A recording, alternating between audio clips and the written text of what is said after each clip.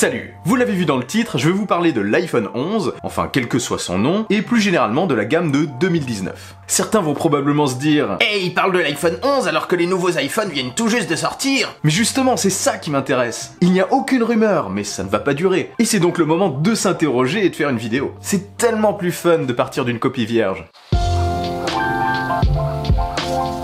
Donc oui, on ne sait rien, et les iPhones de 2018 ont donné un bon coup de pied dans la fourmilière, et semé un doute légitime sur ce qui sera présenté l'année prochaine. L'iPhone 8 et 8 Plus n'ont été remplacés sur le haut de gamme que par un seul modèle, l'iPhone XR. L'iPhone 10 qui n'avait qu'un an a disparu, remplacé par deux ultra haut de gamme, le 10S et le 10S Max. Apple nous avait plus habitués dernièrement à sortir deux modèles, à retirer la génération plus ancienne, toujours en vente, et à faire baisser le prix de tous les autres modèles, toujours vendus. On avait donc une certaine logique tarifaire avec des décotes pas très élevées chaque année. Oui, sauf que maintenant on a l'ultra haut de gamme et des modèles qui disparaissent, et ça commence à poser un petit problème pour prédire la suite. Faisons donc le schéma classique. Techniquement, les iPhone 7 et 7 Plus sauteront en 2019. Ils seront remplacés sur leur tarification par les iPhone 8 et 8 Plus. Ok, jusque-là, tout va bien. Ensuite, on décale, les 8 et 8 Plus seront techniquement remplacés par l'iPhone XR, qui aura d'ailleurs un an. Mais la suite, qu'est-ce qui remplace l'iPhone XR? Le 10S et le 10S Max? Je rappelle qu'ils débutent à partir de 1155 €. Il faudrait qu'ils perdent 300 €. Impossible. Et Apple mettrait des modèles qui ont déjà un an à l'entrée du haut de gamme? Je ne crois pas. Donc plus de nouveaux modèles à cette position? À la place de l'iPhone XR? C'est possible, oui, mais franchement je pense pas. Ça ne laisserait plus que l'ultra haut de gamme en nouveauté, franchement. Donc il est fortement probable que le schéma de 2018 se reproduise. Je pense donc que l'iPhone 10S et l'iPhone 10S Max pourraient disparaître, comme ce fut le cas pour l'iPhone 10. À la place, on aurait le 11 et le 11 Max. En chiffres romains? Je ne sais pas trop, je reparle du nom après. Et à la place du 10R, peut-être un nouveau 11R, une sorte de 10R mise à jour, plus esthétiquement proche d'ailleurs du 10 et du 10S, du moins au niveau des bordures de l'écran. C'est ce que je peux imaginer en tout cas. Et concernant le nom de ces produits, ça fait longtemps que j'en parle, mais je commence à en douter. J'aimerais beaucoup qu'on perde la numérotation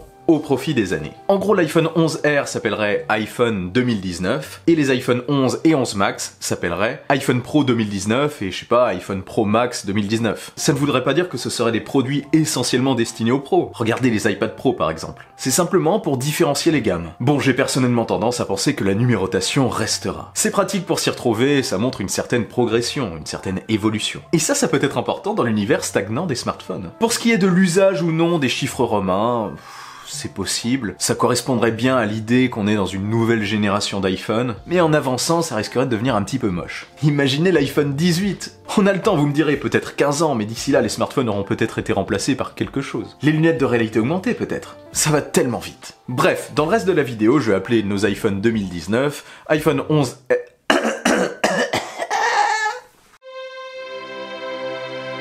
Donc je vais les appeler iPhone 11R, iPhone 11 et iPhone 11 Max, histoire qu'on s'y retrouve un peu. D'abord l'iPhone 11R, il serait le remplaçant de l'iPhone 10R vendu à partir de 855 €. Et j'ai deux hypothèses. Soit Apple reste encore sur l'écran Liquid Retina de l'iPhone 10R et propose une simple amélioration de ce modèle, soit il passe à l'OLED avec des bords réduits. J'hésite pour deux raisons. La première, c'est qu'Apple a créé un nouveau terme, Liquid Retina. L'ont-ils fait pour l'abandonner très rapidement? J'ai un gros doute. Mais d'un autre côté, l'iPhone 11R, d'un point de vue hiérarchique, d'un point de vue de numérotation, est supérieur à l'iPhone 10R et l'iPhone 10S.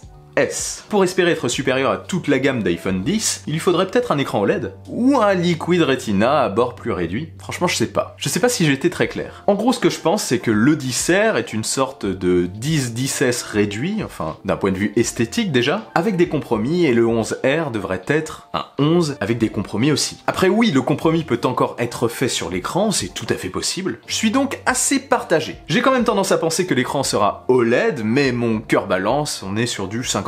Côté photo, je pense qu'on restera sur un appareil photo unique à l'arrière sur ce modèle. Apple semble avoir bien bossé sur son IA sur l'iPhone 10R, et je pense que ce n'est qu'un début. Ils ne vont clairement pas s'arrêter là. Quand on voit ce que Google arrive à faire sur son Pixel 3 avec un seul objectif, on peut légitimement imaginer qu'Apple envisage de ne conserver aussi qu'un seul objectif sur ce modèle tout en boostant la partie logicielle. Sinon, comme d'hab, il sera probablement aussi puissant que les modèles vendus sur l'ultra haut de gamme, avec à mon avis une puce A13. Il devrait conserver son écran de 6,1 pouces. Tiens, maintenant que j'y pense, concernant le nom, on a aussi un autre problème. Cette année, on a eu iPhone 10R et iPhone 10S. Si l'année prochaine, on a iPhone 11R et iPhone 11, il y aura quoi pour le 11S? Un 11SR?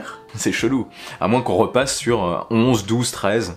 Mais bon, je pense pas qu'on aura un iPhone 11 SR. Ça serait un peu bizarre. Voici le nouvel iPhone 11 SR. Ceci est une putain de révolution. Ils sont vraiment forts pour brouiller les pistes, je trouve. Ce n'est vraiment pas évident de se projeter à long terme, et c'est leur objectif. Maintenant parlons du 11 et du 11 Max. L'iPhone 10 a eu le droit, un an plus tard, à sa déclinaison S et S Max. Techniquement, en 2019, si on repart sur un cycle de 2 ans, on devrait avoir quelque chose de nouveau. Déjà, le design sera-t-il profondément modifié? C'est une possibilité. Ce nouvel iPhone pourrait-il ressembler aux nouveaux iPad Pro, avec des bords droits, un petit peu à la manière des iPhones précédents jusqu'à l'iPhone SE. En tout cas, ça le différencierait des modèles le précédent. Et de la majorité des smartphones d'ailleurs. Pourquoi pas, ce serait super classe je trouve. Avec le dos en verre, il ressemblerait même à l'iPhone 4, que je trouvais magnifique. Un détail qui me fait par contre douter dans le choix du design, c'est qu'il va de pair avec l'Apple Watch, qui elle a un design bien arrondi. Il est aussi possible que l'iPad Pro ait des bords droits, juste pour se rapprocher du design des MacBook Pro, pour passer le message que c'est l'équivalent d'un ordinateur. Et aussi il va de soi tout simplement pour pouvoir aimanter le nouvel Apple Pencil dessus. Oui, bon, c'est vrai. Même si encore une fois, je suis partagé, on pourrait donc éventuellement avoir des bords droits sur l'iPhone 11 et l'iPhone 11 Max. Et au passage, je pense aussi que les tailles de 5,8 et de 6,5 pouces resteront. Du côté de la façade de l'appareil, je pense qu'on aura le droit à une version 2 de Face ID. Fesses, en fait, c'est des fesses.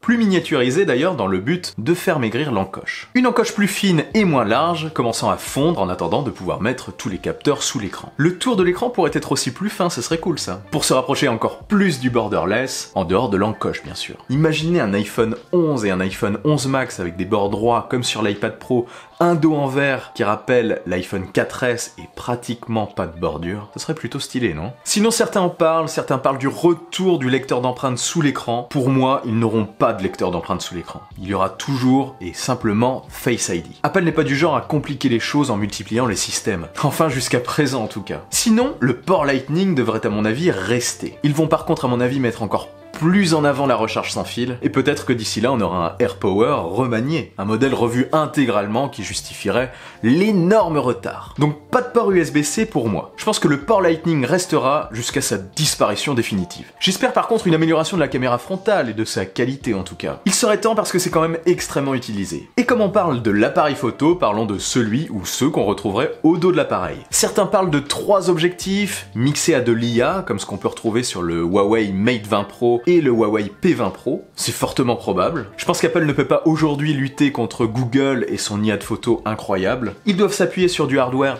plus performant, multiplier les prises d'informations et les additionner grâce à une intelligence artificielle pour obtenir de plus belles photos. Elles sont aujourd'hui très bonnes, mais j'ai peur qu'avec le temps, ils ne se fassent distancer, en tout cas s'ils ne changent rien. Bon, à mon avis, ils ont quand même prévu de riposter. C'est pourquoi je pense que l'iPhone 11 et l'iPhone 11 Max devraient franchement envoyer du lourd niveau photo. Parce que l'année 2018 a quand même montré à quel point la concurrence était agressive, en tout cas sur la photo. C'est à peu près toutes les nouveautés hardware auxquelles on peut s'attendre à mon avis. On arrive au bout des innovations en la matière, oui, et j'ai d'ailleurs du mal à croire en la réussite des écrans pliants, en tout cas pour le moment. Encore pour rendre une grande tablette plus portable, oui pourquoi pas, mais pour un smartphone...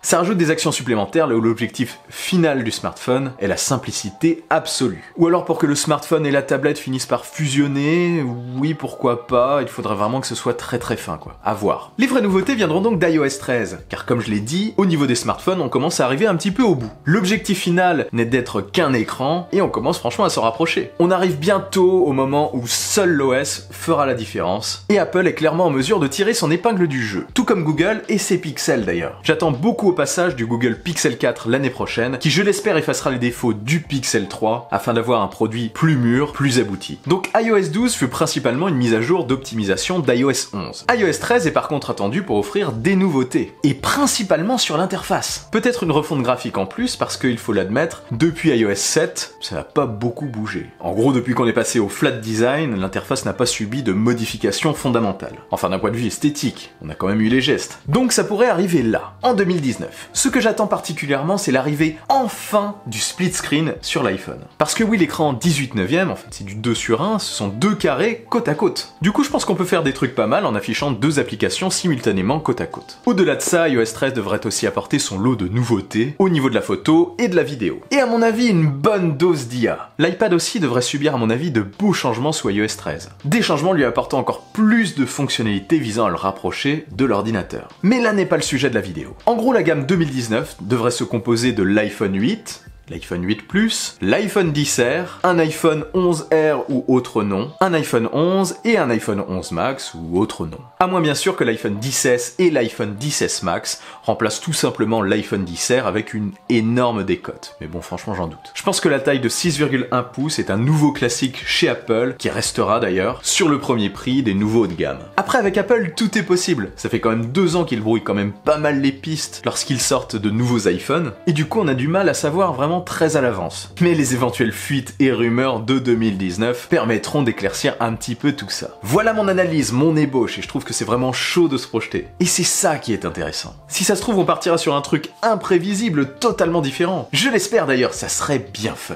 Dites-moi d'ailleurs de votre côté dans un commentaire ce que vous attendez de cette gamme d'iPhone 2019. Lâchez-vous. Si cette vidéo vous a plu et que vous voulez m'aider, partagez-la sans oublier le bon pouce en l'air qui claque. Vous pouvez aussi me soutenir sur Utip si le cœur vous en dit et vous abonner à ma chaîne sans oublier la petite cloche des notifs. Passez d'agréables fêtes de fin d'année, vive la technologie, vive le futur, allez salut!